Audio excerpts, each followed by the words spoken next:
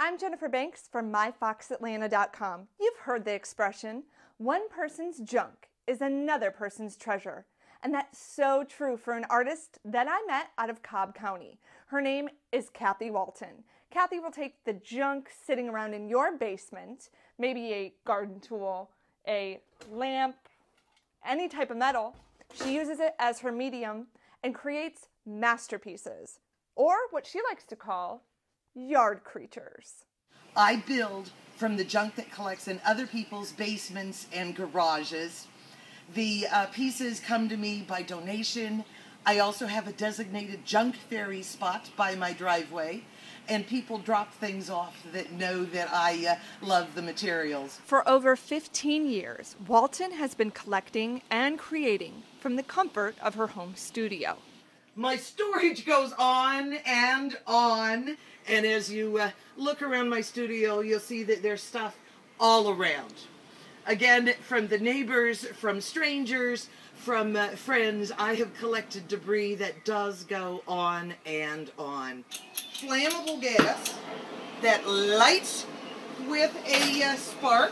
On a weekly basis, Walton receives a plethora of metal and unwanted junk from what she calls junk fairies. I really believe in recycling, and you can see by the torn chair and the metal cartons and the like, everything, including most of my equipment and tables, is something that used to be something else in somebody else's basement and garage.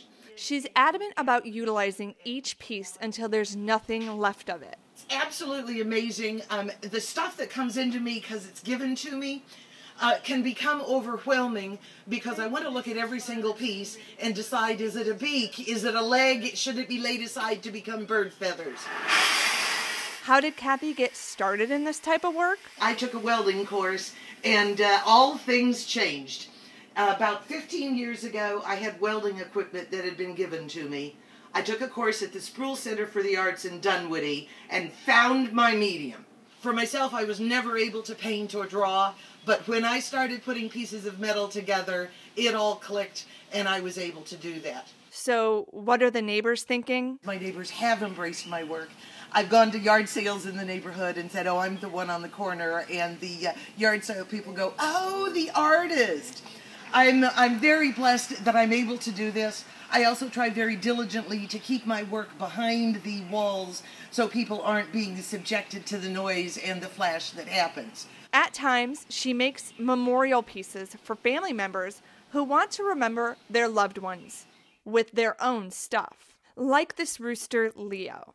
He's made mostly from farm parts from Dad's farm. He's a priceless creation.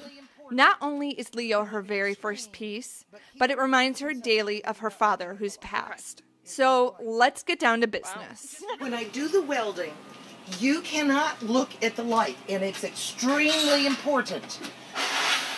It will blind you. Yeah, it's a fast, hot, and heavy 6,000 degrees.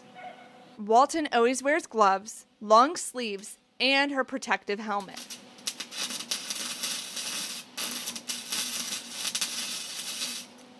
And just like that. And yes, it is very similar to fireworks, but a whole lot hotter and a whole lot brighter.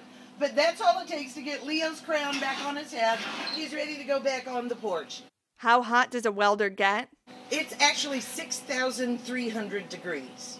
Steel melts at 2,500 degrees. I know what you're thinking. Could I do this? Well, Walton says yes, you can. Welding and using an acetylene torch is a pretty high-powered medium, but it's a very learnable medium. She teaches classes, and you will also find Kathy at various art shows around the metro Atlanta area. She's always willing to answer any of your questions. My goal as an artist is to make you smile and maybe laugh out loud. So be sure to check out KathyWaltonArts.com to learn more, or you can schedule a field trip to her studio.